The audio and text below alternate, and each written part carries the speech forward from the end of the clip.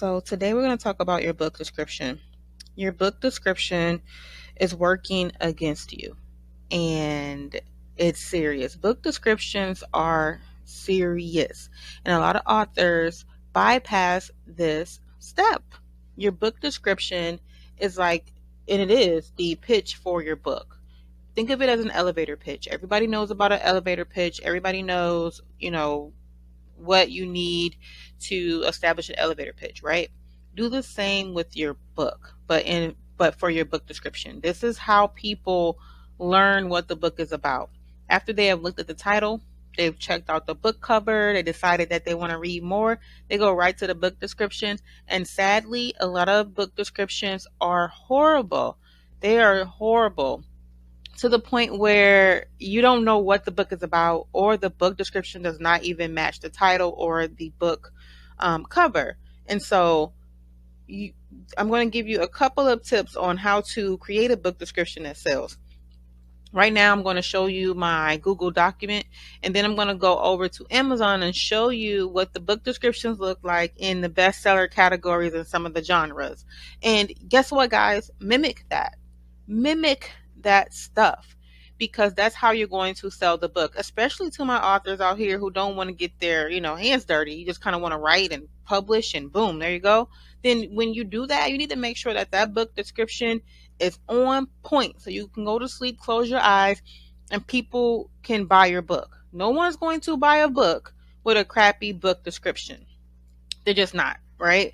They're not, unless you're really hardcore pushing traffic that way and your book title sells and you did a whole bunch of promo. But at the end of the day, most of us aren't doing that. We're not doing that. And guess what? We're not looking at a book description. So the first thing you need to do with your book description is make sure that you have a catchy headline. Your headline has to be catchy. Stop thinking of your book description as like a synopsis, right? Like you're just like reading some dissertation to us. No, this is an advertisement. So you need to get us, you need to hook us with a catchy hook. How would you like it? Or did you know that? Like whatever it is, based on your genre, based on what type of book you are, a catchy hook, a catchy headline to get your readers. And that goes back into day one, identifying and knowing who your readers are. Because if you knew who they were, then you know what would catch their attention with your book.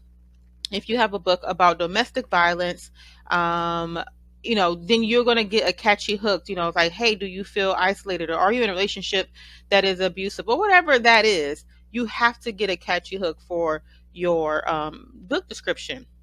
And I put in here to capture your reader's attention and create curiosity. Create the curiosity so that they can continue to read more. The next one is, don't write your description in one long text. Like this whole, everybody's writing a description and then it's like this, not even like numbered how mine is up here.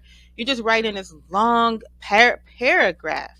No one's reading that. I promise, no one is going to read all that mess. They're not. And you are doing yourself a disjustice, and now you're disappointed because no one's even reading this. I worked with a couple of clients who were like asking me if I read their book description.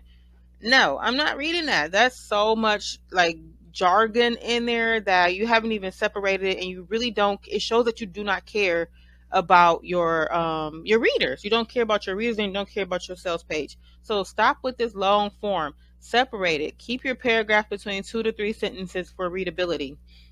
Number 3, use bullets or numbered list to explain your topics and key points, especially with my nonfiction authors.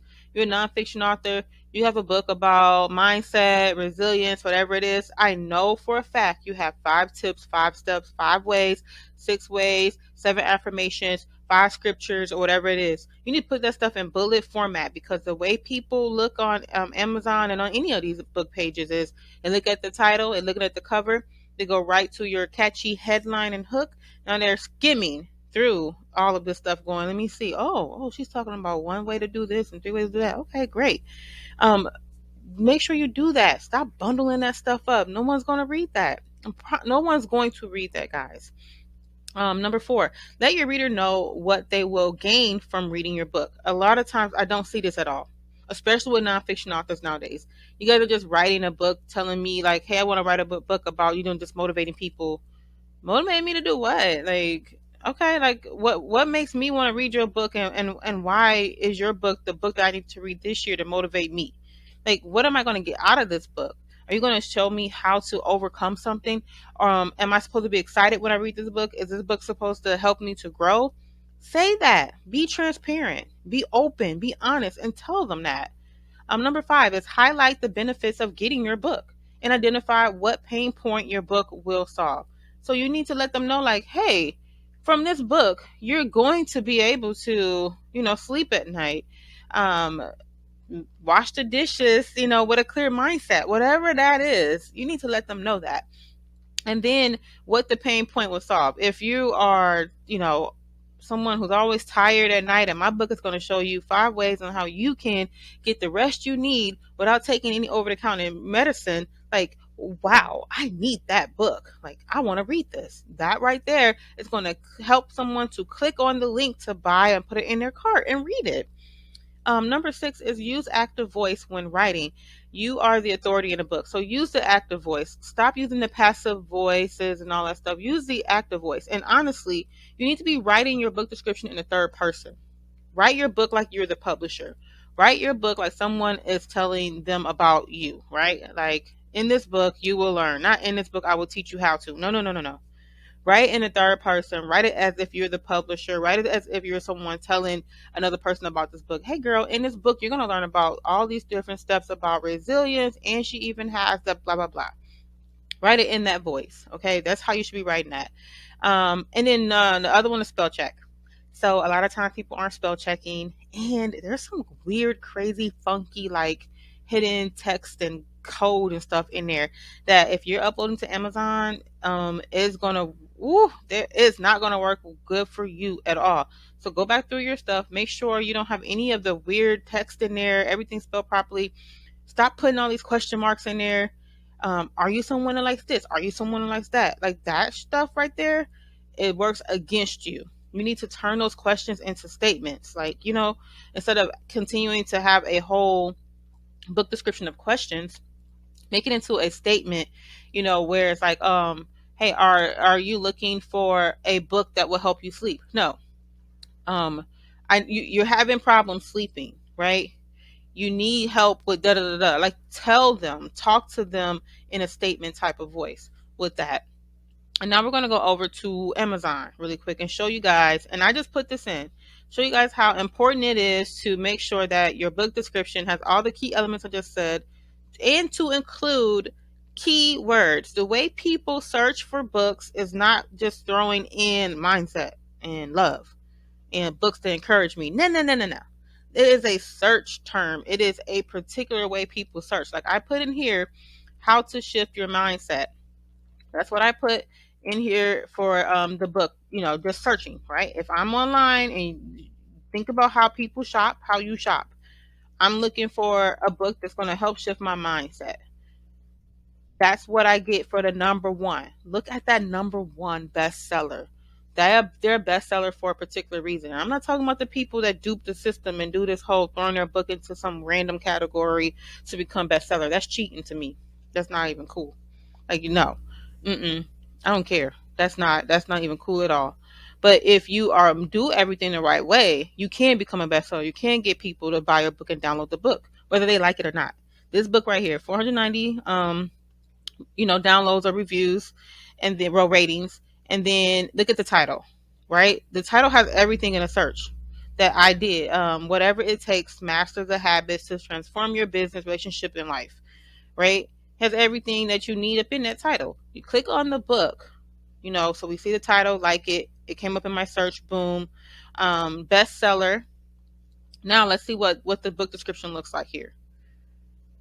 Literally has a header, from serial entrepreneur, whatever that is. And a lot of times, you can definitely tell them who you are, from best-selling author of blah blah blah. Or if your first book, tell them, from speaker and coach, whoever you are. Or, and you don't even have to do that in some of them. Just make sure you have a catchy headline.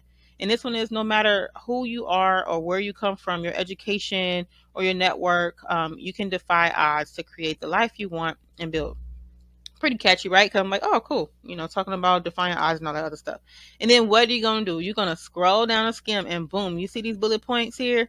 I don't even have to read the rest of this. Whatever it takes offers, okay, break, bad habits, boom, master tiny behaviors. Okay, great, got it. And then at the end, he closes it out, right? With something like you too can defy the odds and this book is waiting for you or whatever it is. Make sure you close out that stuff. Those are the key things because they have those search terms in there. Somewhere in his book description, mindset popped up in there because it showed in my search for me to look at that. But take a look at all those books within your genre, within your category, and what are they doing for their book descriptions. You're going to see a big difference compared to your book description and their book description, right? And these books in this category, they have like red covers, they have like bold text for their titles, and these are the two, top two up in here. And let me click on the second one really quick. And I'm just by the same guy actually. And I'm just literally clicking on, the best selling. So look into the best selling books in your genre so you can kind of get an idea of how those descriptions are written, and you'll see a huge, huge, huge, huge difference in how you're doing things compared to other people. This right here will definitely help you to reach your 1K goal in selling your book. See you guys on the next video.